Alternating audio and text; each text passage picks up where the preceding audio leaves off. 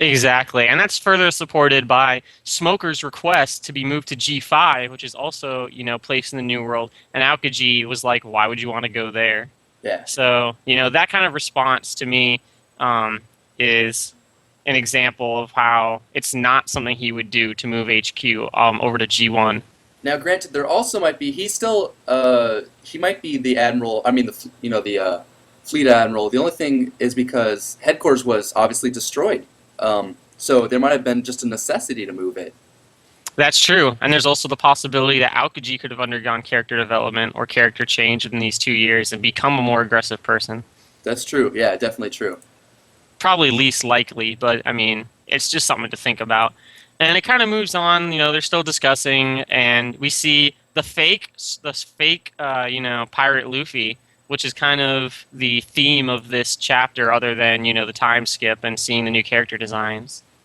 And he's right now is apparently recruiting new members to join his crew, and his crew is looking pretty goofy. They look sort of like the crew members. Obviously, Oda is just doing this for humor right now. They have the same like shirts on or whatever, but obviously they're nothing like the actual characters. Not even a little bit. How many chins do you count on the fake Frankie? I count 0. That's 3 chins, not enough. Like to be Frankie. I mean, No, it's so true. And like, Nami has gotten, the fake Nami is much hotter than the real Nami. Think we both can agree on that. oh god, the fake Nami is just so hot. Like, With her flat chest and everything. I'll And be her. right back. I gotta go for a few minutes. Oh, like, oh god. But yeah, Anyways, moving on, we got the crew just recruiting. They're shooting a couple people that he said he's worth 55 million. They say they're only recruiting 70 million and above. And exactly. he looks over at the real Nami and says, hey babe, you want to come over here? Join my pirate crew. It'll be sexy. I know, right? And she's like, "No, I'm waiting for a man." She's got that sass. She's not afraid of nobody. She ain't taking no shit. I mean, she was only at 16 million bounty before. She just saw that guy like easily pwn a 55 mil, and she's still acting all cocky as fuck.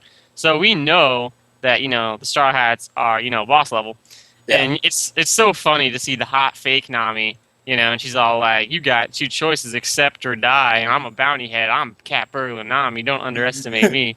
And it's like, LOL. Just look at her face. Yeah, She's like, exactly. And then in comes Usopp. oh my goodness. Usopp is like, the resident badass of this chapter. Yeah. Well, of the entire series, let's be honest. But, I mean, he's just like, oh, how does it go? He's like, Hitsatsu, Midori Boshi. And, oh my good, his new green pops, or no, pop greens, I'm sorry. Yeah. So badass with his devil plant. Yeah, his PD Piranha plant comes in and starts eating things up. Yeah, he must have got a contract with Nintendo or something. That's what he's been doing throughout these 2 That was years. 2 years went over, got a contract. That would be pretty sexy actually. I would love a One Piece Nintendo merge. Oh goodness. Maybe not a merge, but some kind of partnership. That'd be sexy, really sexy. Yo, we're trying to cast. We don't have time to be thinking about these Be sexy jacking off images. over here. Yeah, exactly. So let's see. We have the boss level Usopp. He's all ripped and shit. Sits He's got down. his badass overalls. Yeah. Would you care for a drink with me, miss? And she goes, "Oh man, you've got a little manly, Usopp." And he goes, "You've gone up another level yourself." Obviously referring to the fact that she shoves him between her breasts and he's in heaven. Exactly. And I mean, we see that, Nami is getting them out of there. And something that I think a lot of people are going to overlook as they read this, and I assume a lot of you guys watching this have already read the chapter, you can already see the weather balls in the background when she grabs Usopp's hand for them to leave. So obviously this is like a setup attack by her as she shocks the bar. It's not some sort of thing she cast later or something she did like immediately. It was something that was, kind of set up. No, I agree. It probably was set up as soon as she kind of looked over and saw them there. And that way when the cat burglar Nami came over, I'm sure she was ready, or at least getting ready right at that time. That's definitely a possibility. I mean, she just seemed so, like, confident. I would not doubt that at all. And I mean, something that makes me wonder, I'm unsure at this point if the fake Straw Hats are actually strong or if they're just complete 100% fodder. I mean, obviously they're going to get their ass kicked by the new real Straw Hats Yeah. as like a way to demonstrate the differences and the change in power and stuff. But I mean, he did shoot a 55 million bounty guy. I mean, I'm wondering if he himself has, power to be considered over that. And it's funny, he does the little gear second stance as he punches the ground. Oh, Uh, I didn't even notice that. That is really funny. that is so funny.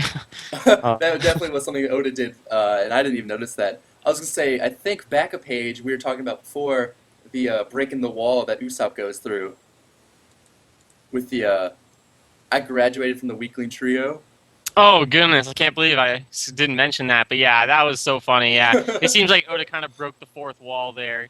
Um, he's like, I've graduated from the weekly trio that you, me, and Chopper belong to, So and Oda recognizes that they're not by far the strongest members of the crew, and we don't assume after the time skip that they are going to be the stronger. They're never going to beat Zoro or Sanji or Luffy, but it would be nice to see some, Usopp sniping action. I mean, that would be awesome. totally. I mean, I do remember it in SBS. Oda said that Usopp would always be the weakest member of the crew, although it's kind of unsure exactly how he meant it. Yeah. So, I mean, he could be physically weakest, but not actually weakest because of his Though sniping, looking now, or I can't assume he's physically weakest. He's got to be stronger than Nami. oh, I know, right? So, I mean, I don't know exactly what that meant, or if he just decided to change his game plan up with that one. But we kind of move forward here into a scene with not Nami, Sanji rather, talking to Shaki and even Rayleigh, and it's all about which crew members got there in which order, which didn't particularly matter, except for Oda kind of threw in a joke and then threw in some foreshadowing. Yeah, that Zoro got there first was the joke, but then Frankie getting there about 10 days earlier means, and then going straight to the ship means that he got some alone time to do some huge upgrades, which we're sure he did. Definitely. I mean, considering that he himself is so much more bulky and huge, the ship's obviously going to have to accommodate that. And, I'm sure he's learned so much. If we reflect back on the previous chapters, Frankie even said something along the lines of, I'll learn everything from building, like, whatever down to the human cell, which was foreshadowing that he'd rebuild himself, and whatever he said besides the human cell seemed like foreshadowing that he's going to get huge upgrades to Thousand Sunny. So, Yeah, exactly. I'm excited for that. Next scene, mm, we get Robin just, holding some posters, wondering what's going on exactly. Not a whole lot happened on that page. We just got to see her. yeah. And one thing I was going to mention before that didn't particularly matter. I mean, Oh, there's okay, the my whole bad. Duvall thing. Oh, It yeah, yeah, doesn't yeah. that doesn't really matter. We don't care about Duvall and his funniness, no matter how handsome he is. And then there was an inconsistency in the manga. We're not exactly sure which way it goes, but Luffy said that Rayleigh left like half a year ago, and then Rayleigh says he hasn't seen Luffy in a year. Yeah, So that, exactly. That is, I'm guessing it's just a typo either on Manga Stream's part or the actual translation was bad or, I don't yeah, know exactly what that was, but I it don't know if doesn't, Manga Stream gets their stuff from Binktopia or yeah, I'm not sure if that matters, like, I mean, either way, we just know that he left about either half a year early or a year early, and Luffy trained by himself for a while. exactly. So we see Robin, like you said, just being like WTF mate. Yeah. And then it flash forwards to Chopper, who looks to be blind because he's tapping the ground with a fucking stick, and he's got like the wide eyes. Exactly, Uh, and he's wondering why Zoro and Sanji become such good buddies, which is obviously a pun. They don't like each other at all. exactly. I mean, it's just hilarious. Otis just throwing in a joke that Chopper is so like sweet and innocent and oblivious that he just does not even realize that these are fake Straw Hats. Yeah. And then we move on to not perhaps, the most disturbing scene where we see the fake Robin take out her fucking Pickle Dick. Like, She just whips this out of nowhere. Like, you guys really shouldn't see it, but if you must, it's on page 20, and it's at the bottom, and Robin's just like, come on, Chopper, here's a cucumber. And she just pulls this out and just totally grabs it like a dick, and it is one of the most disturbing images.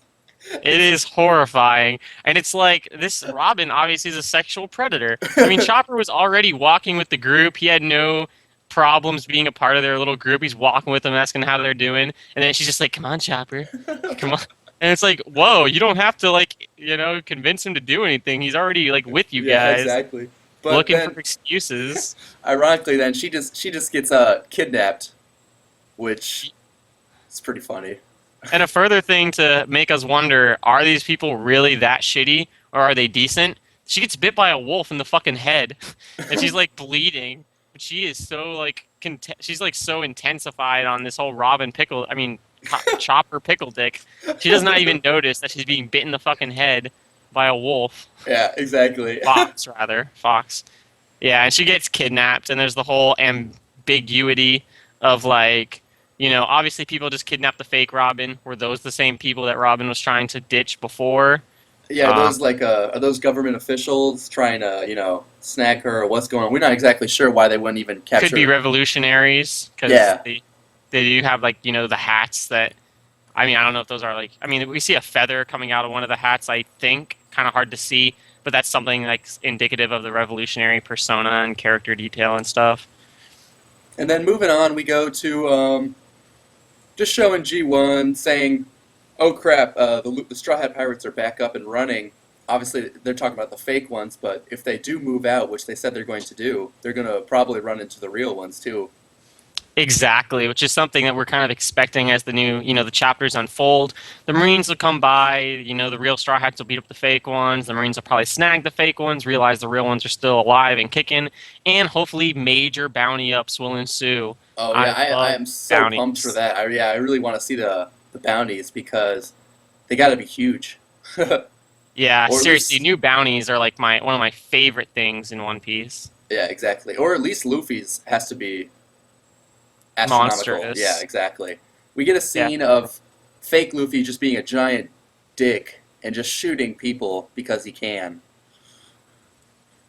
Yeah, pretty much just being a douche. And then we have the real Luffy coming by on Shabandi, the last member of the crew getting there, or at least, I mean, it's not, I mean, it's assumed he's probably the last one there, yeah. since Robin were the only ones not seen yet. And he knocks the fake Luffy over with his backpack or hockey, who knows? Who knows? And most likely his humongous backpack. Full of meat. And we can kind of see the shock slash, like the angry face turn to shock as the fake Luffy realizes that I think he's just seen the real Luffy.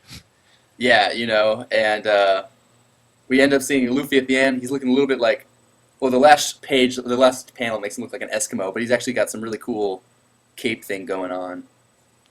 Totally badassery. Oh Yeah, yeah, he's got like the whole cape or cloak or yeah. like Kind of the Arabasta thing going on. that's Alex, exactly yeah. that's what I was thinking. I was thinking that exact same. I was thinking about making that exact same comparison. Well, I mean, yeah, that's pretty much it for this particular chapter. Like we said, in the coming chapters, you can definitely expect to see probably the rest of the characters, i.e. Zoro and Frankie, maybe see changes with the Sunny and all that good stuff. Yeah, we're assuming they're gonna get together, all of the crew members, and there's gonna be either a kind of serious fight with these fake Straw Hats, or maybe just a death fodder fight where they get their ass kicked. The Marines jumping in, and then maybe a fleeing Straw Hat crew. Exactly. I mean, we did see the fake Straw Hats mention a few particular bounty heads, like someone with over 200 million and someone with over 100 million. So those people got to be either good fighters or they just got to be dicks to civilians. It's one of the two. Pretty much. I mean, I think it did say something about them being douches to civilians Yeah. in their description. I don't really remember, but that's pretty much it. I mean, for the chapter, I think that's just about it for this episode as well. Yep. Um, So thanks, guys, for tuning in. Thanks for listening to all of this. We really appreciate it, and hope you guys can come back next time. And definitely make sure to leave comments and talk about what we talked about or things you'd like us to talk about. Give us some kind of feedback so we know where to go with the series. Exactly. It's definitely early on. This is our little baby, our little YouTube child. Yeah. So it is definitely in its early stages. This is your chance to be influential, get your thoughts heard, and maybe we can adjust some things to your preferences. Just keep in mind that the content will be alternating between our channels. Mhm. So to make sure that you're updated as much as possible, you might want to subscribe. Not telling you to. I mean, you can go check out our content Yeah, and see if it's the kind of thing that's up your alley. It's going to be on either channel for sure. On a separate playlist. You can see it on whatever channel it's on. It would be easiest, probably subscribe to both. Just saying, little plug there. But, thanks guys so much for tuning in today. We hope to see you guys next time. Take it Pretty easy. much it. Yeah. Yeah. Peace. Peace out.